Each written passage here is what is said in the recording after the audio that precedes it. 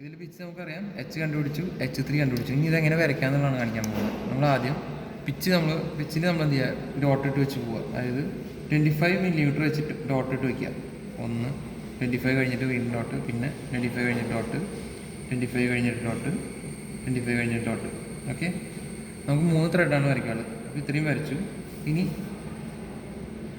Just ഒരു line അതിലൂടെ pass ചെയ്ത് പോകുന്ന രീതിയിൽ ലൈൻ വരച്ചിടുക.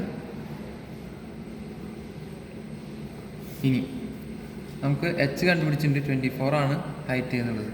നമ്മൾ എന്ത് ചെയ്തു, ഈ പോയിന്റിൽ നിന്ന് 24 മാറി ഒരു ഡോട്ട് ഇട്ടു. അങ്ങനെ എന്ത് ചെയ്യുക, ഇതിന് പാരലായിട്ട് ഇവിടെ എന്ത് ചെയ്യുക, ഒരു ലൈൻ വരച്ചിടുക, ലൈറ്റായിട്ട് ലൈൻ വരച്ചിടുക. ഇതിലും വരച്ചിടാം.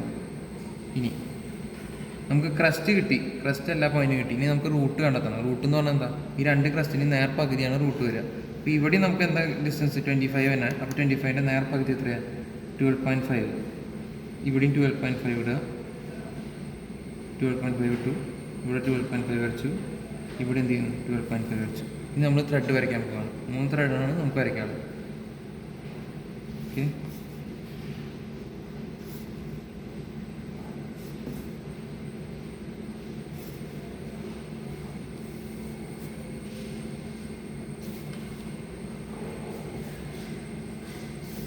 ഒന്ന്, 2, 3 ത്രെഡ് കംപ്ലീറ്റ് ത്രെഡ് കാണിച്ചാൽ മതി. അടുത്ത ത്രെഡ് നമുക്ക് എൻഡ് ചെയ്ത് നിർത്താം. ഇങ്ങനെ ജസ്റ്റ് ഇങ്ങനെ കൊണ്ടുവരിക. ദെൻ